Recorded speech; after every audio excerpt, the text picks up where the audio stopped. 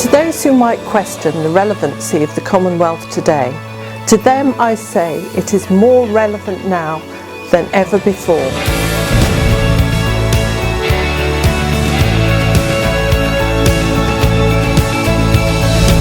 Jersey is one of the oldest legislatures in the Commonwealth, with unique traditions that stretch back hundreds of years. Some Commonwealth parliaments are relatively young and represent newly emerging democracies.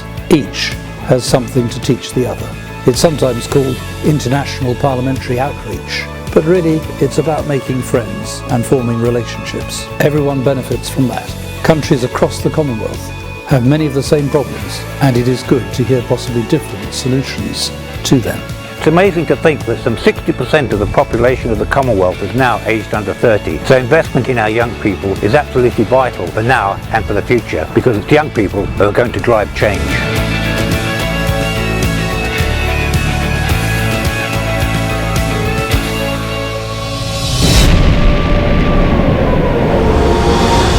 After the Second World War ended, the British Empire was gradually dismantled. Colonies and territories wanted to run their own affairs as independent countries. A desire to remain as a kind of family of nations gave rise to the Commonwealth. Membership is voluntary and now includes nation-states that were not part of the British Empire.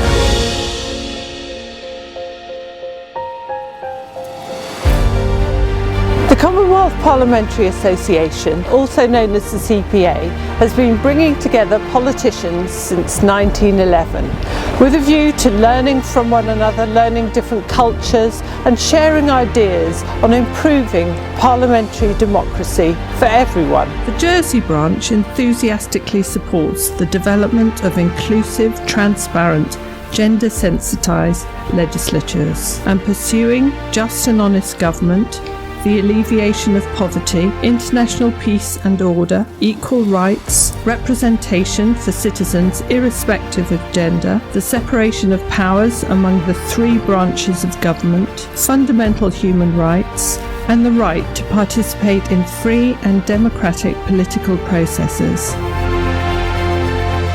In February last year, some 50 aspiring politicians from across the globe came together in our state's chamber for the 9th Annual Commonwealth Youth Parliament. Securing our future for generations to come is the most important thing that we can do, and that is why supporting this amendment is supporting the future of Commonwealth land young people. This forum provides an opportunity for young people with ambitions of entering Parliament to develop their skills and experience how parliaments work, what represents good governance, debating propositions on controversial issues, and facing the media.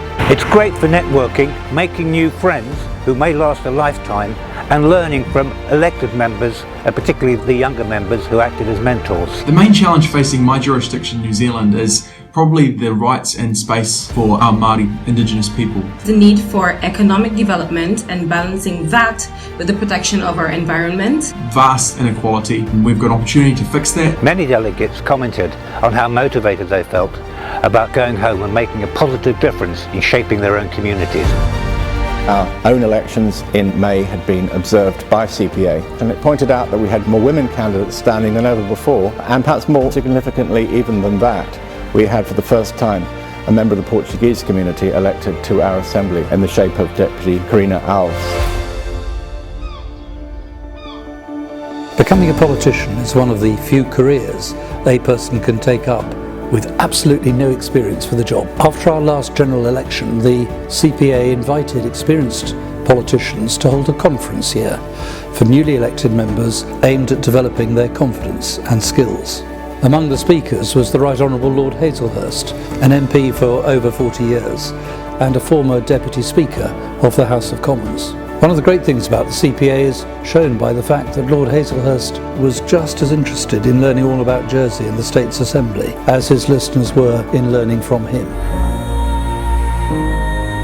The CWP, or Commonwealth Women Parliamentarians, is a branch of the CPA. It is comprised of female politicians from around the Commonwealth who come together to discuss issues pertaining to gender diversity and other issues affecting women around the world. In Jersey, we currently have 13 female politicians, which is one more than we had in the previous term. Part of the work of the CWP in Jersey is to promote local women in society to stand for election.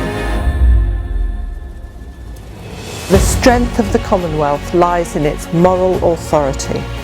A voluntary association made up of 53 independent and equal sovereign states, it is home to almost 1/3 of the world's population. That's 2.4 billion people. Its charter supports the merits of democracy, the rule of law, human rights, freedom of expression, gender equity, combating climate change and economic development with social justice. The Commonwealth has so far sent 140 election observer missions to around 40 countries. The Commonwealth has also been boosted by the Brexit vote as Britain looks for partnerships away from the European Union to the wider international community. The Commonwealth decries abuses of power, corruption, repression and the tyranny of authoritarian rule. Fascination with dictatorship, intolerance for democratic opposition, and contempt for traditional values of liberal democracy and the rule of law are now a global phenomenon. It's a defining challenge of our times and needs to be addressed by the Commonwealth and everyone in the Commonwealth.